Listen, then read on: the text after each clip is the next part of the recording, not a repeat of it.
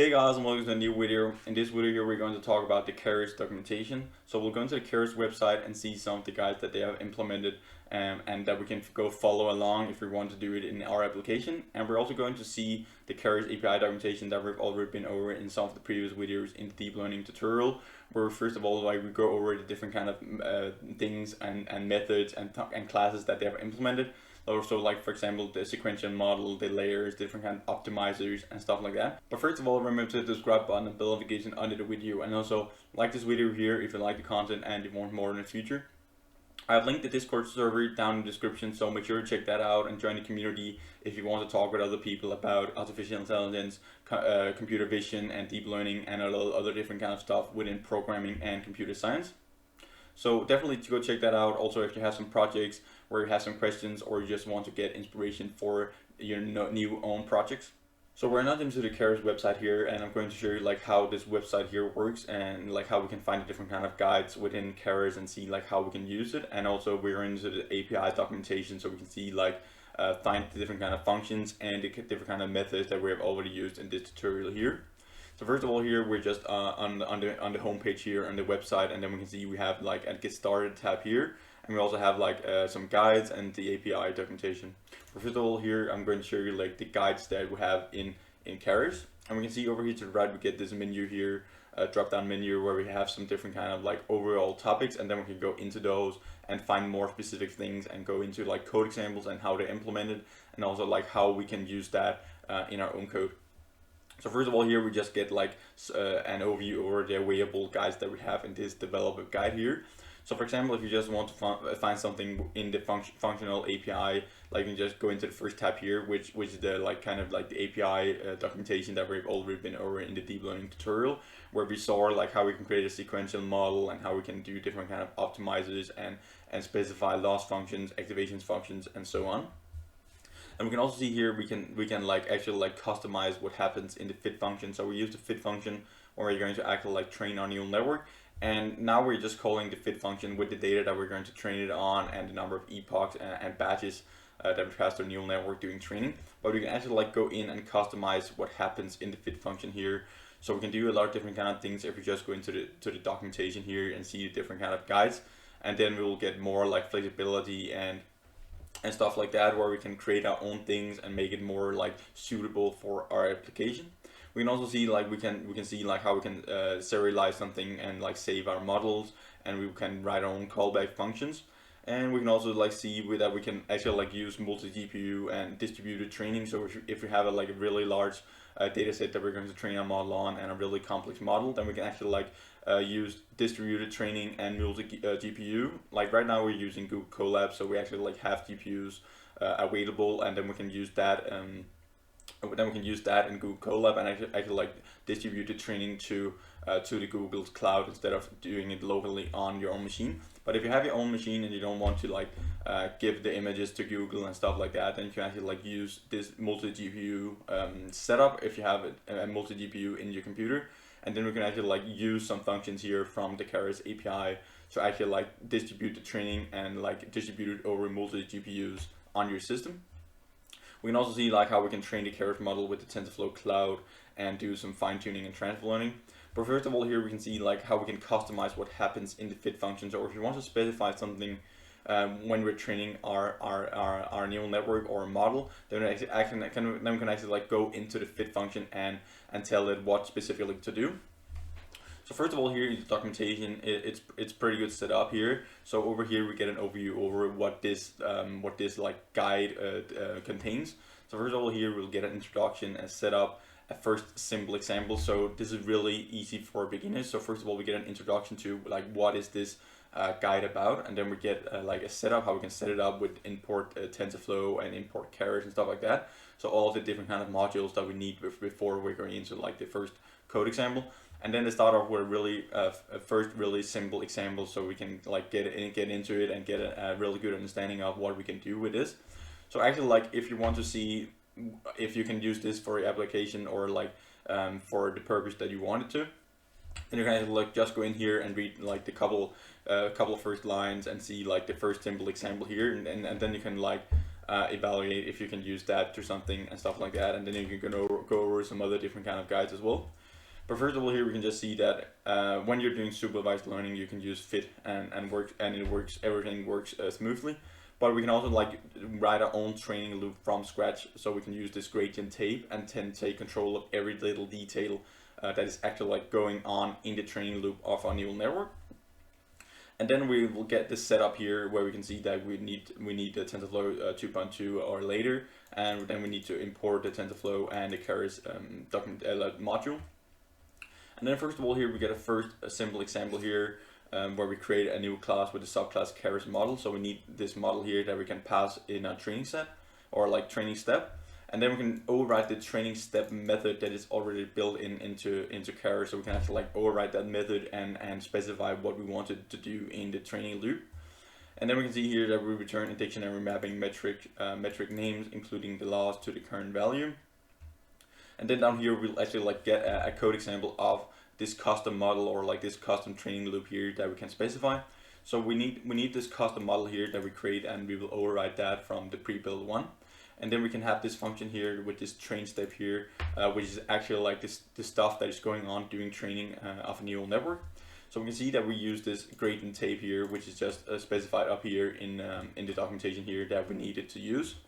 So first of all, here you have our forward pass here that is going on in the neural network, and then we compute the loss values. So we can just call these compile loss here with this function here, and then specify the different kind of like regularization loss and stuff like that. And then we can actually like go into the training loop and calculate the calculate or compute the gradients in the neural network when we're doing our backpropagation, and then we can update the weights with some of the other built-in functions in Keras documentation. And then we can use some update the metrics, and then we can return those metrics. So this is the actual like training loop that is going on. If we just call model.fit, it will just do all of these things here by itself. But we can actually like go in and override this function here, and if we wanted to do something within this function here, we can actually like specify it and then use it for specifically our application, or if you just want to do some other different kind of stuff that you want to keep track of during training. And then they show an example here, like when they have done it, like they just show an example of like how it works. So then here we have this inputs and outputs, and then they have this model here that they just like have this custom model here, which is a simple model, and they construct it, and then they compile it down here at the bottom with this atom optimizer. And mean square error is the loss function, and the metrics, they only want to get one metric here. So, and then you just use fit as usual. So we can see like we have this model.fit here, and then actually like show a couple of epochs here in the training loop, and we can see the loss here of a neural network, and also the metric here that we specified up in this compile function. So we can also go down to lower levels here where we can specify more things, and the guide just gets more and more complicated like the further we go down.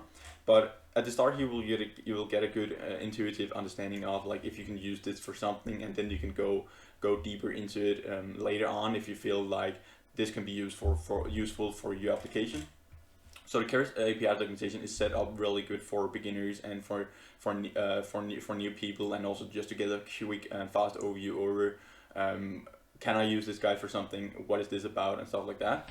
So we can also go into the Keras API reference here. So we just went over like the developer guides here. We can also use multi-GPU and distributed training, and they actually like and show us how we can set it up and how we can use callbacks to like do some different kind of stuff, and also like this single host multi-device synchronous training.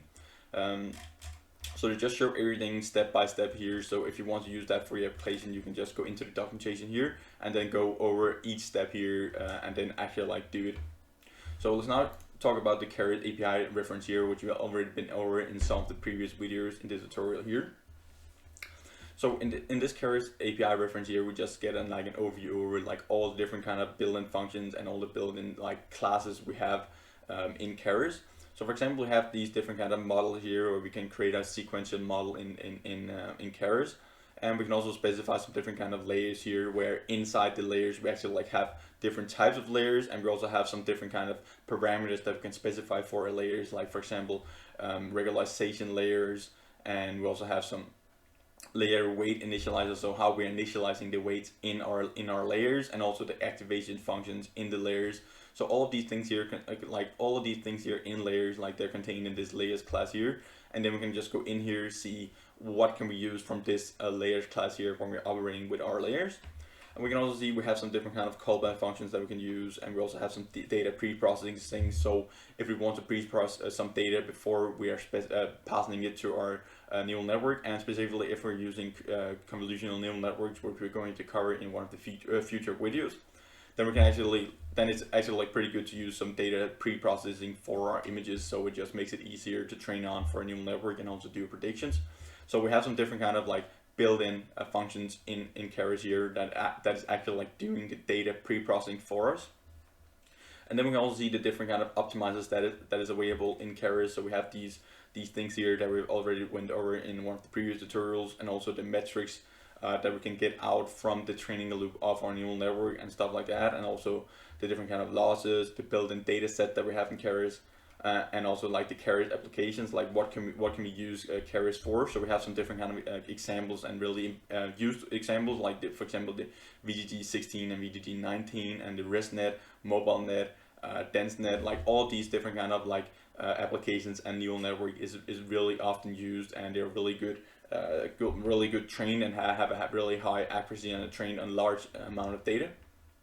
And then we also have some different kind of utilities down here if you want to, for example, like plot the model that we have created, or like do some other different kind of things with the backend utilities, Python and NumPy utilities.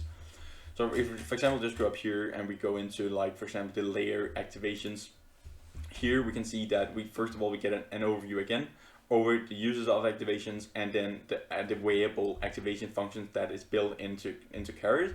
And then we can actually just go in here and see like how can we specify the activation function in Keras. So first of all, here we have a model here where we add a new layer 2, and then we add 64 neurons, and the activation function that we're going to use for this layer here is the value activation function.